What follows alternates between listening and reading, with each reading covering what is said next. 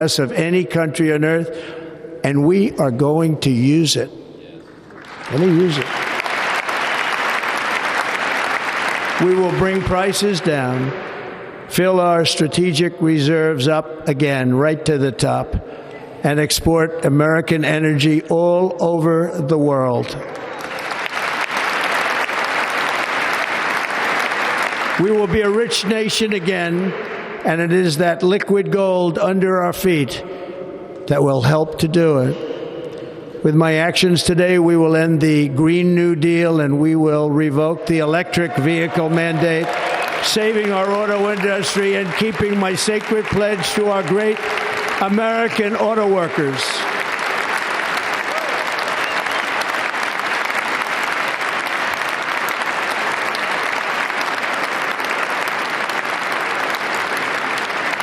In other words, you'll be able to buy the car of your choice. We will build automobiles in America again at a rate that nobody could have dreamt possible just a few years ago. And thank you to the auto workers of our nation for your inspiring vote of confidence. We did tremendously with their vote. I will immediately begin the overhaul of our trade system to protect American workers and families. Instead of taxing our citizens to enrich other countries, we will tariff and tax foreign countries to enrich our citizens.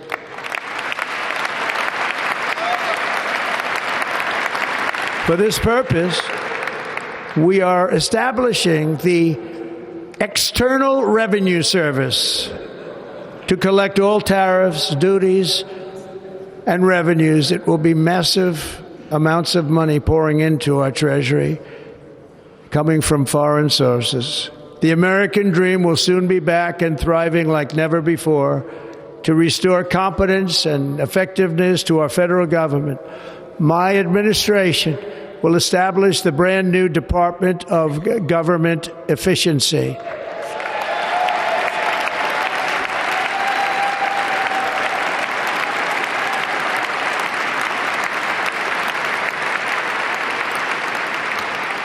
After years and years of illegal and unconstitutional federal efforts to restrict free expression, I will also sign an executive order to immediately stop all government censorship and bring back free speech to America.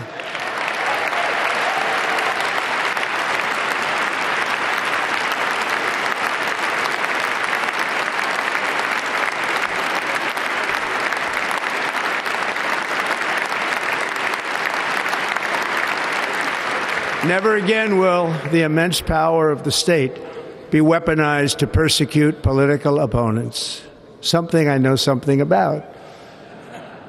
We will not allow that to happen. It will not happen again. Under my leadership, we will restore fair, equal, and impartial justice under the constitutional rule of law.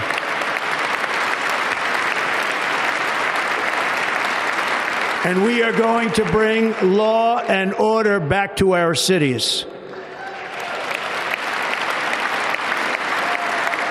This week, I will also end the government policy of trying to socially engineer race and gender into every aspect of public and private life.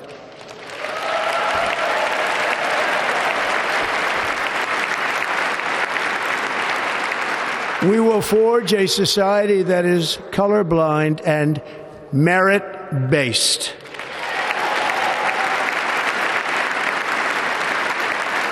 As of today, it will henceforth be the official policy of the United States government that there are only two genders, male and female.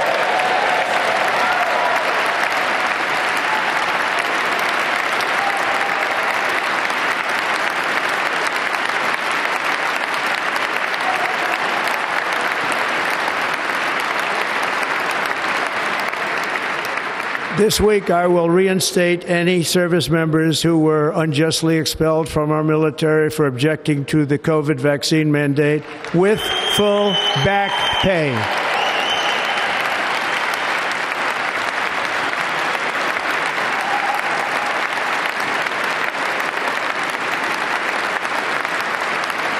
And I will sign an order to stop our warriors from being subjected to radical political theories and social experiments while on duty.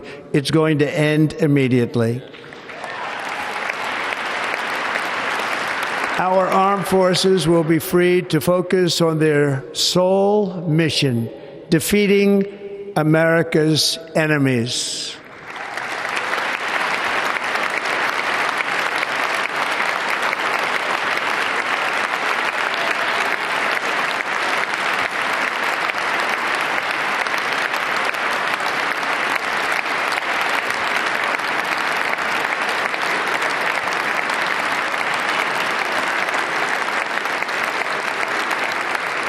Like in 2017, we will again build the strongest military the world has ever seen.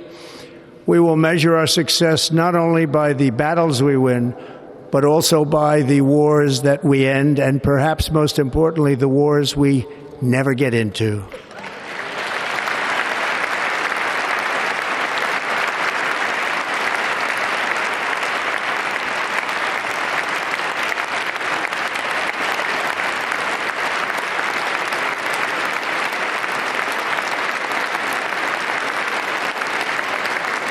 My proudest legacy will be that of a peacemaker and unifier. That's what I want to be, a peacemaker and a unifier.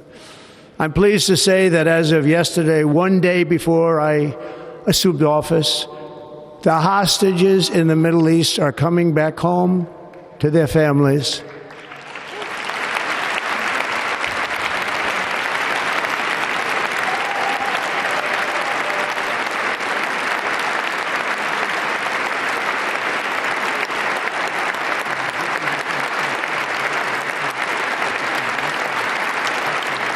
Thank you. America will reclaim its rightful place as the greatest, most powerful, most respected nation on earth, inspiring the awe and admiration of the entire world. A short time from now, we are going to be changing the name of the Gulf of Mexico to the Gulf of America, and we will restore the name of a great president, William McKinley, to Mount McKinley, where it should be and where it belongs.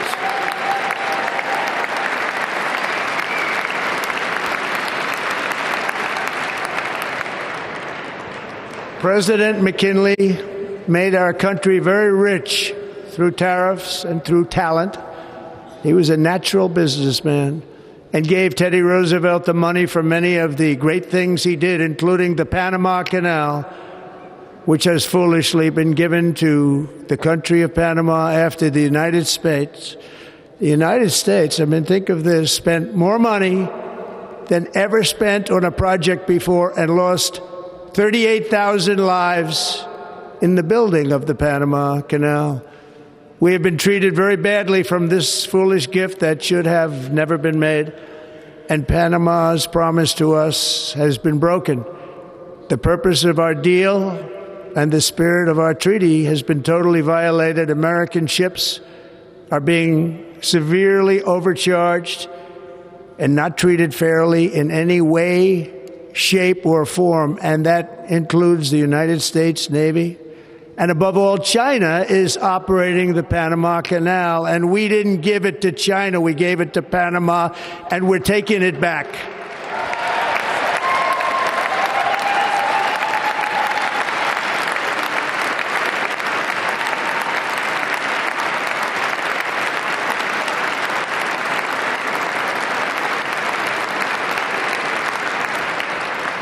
Above all, my message to Americans today is that it is time for us to once again act with courage, vigor, and the vitality of history's greatest civilization.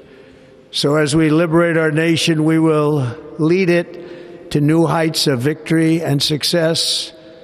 We will not be deterred. Together we will end the chronic disease epidemic and keep our children safe, healthy, and disease-free. The United States will once again consider itself a growing nation, one that increases our wealth, expands our territory, builds our cities, raises our expectations, and carries our flag into new and beautiful horizons. And we will pursue our manifest destiny into the stars, launching American astronauts to plant the stars and stripes on the planet Mars.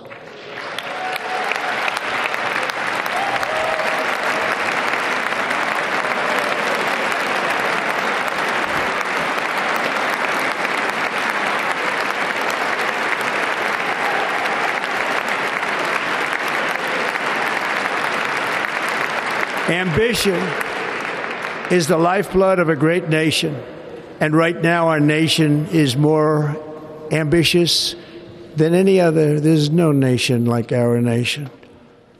Americans are explorers, builders, innovators, entrepreneurs, and pioneers. The spirit of the frontier is written into our hearts. The call of the next great adventure resounds from within our souls. Our American ancestors turned a small group of colonies on the edge of a vast continent into a mighty republic of the most extraordinary citizens on earth. No one comes close. Americans pushed thousands of miles through a rugged land of untamed wilderness. They crossed deserts, scaled mountains, braved untold dangers, won the Wild West, ended slavery, rescued millions from tyranny, lifted billions from poverty, harnessed electricity, split the atom, launched mankind into the heavens, and put the universe of human knowledge into the palm of the human hand. If we work together, there is nothing we cannot do and no dream we cannot achieve. Many people thought it was impossible for me to stage such a historic political comeback. But as you see today, here I am. The American people have spoken.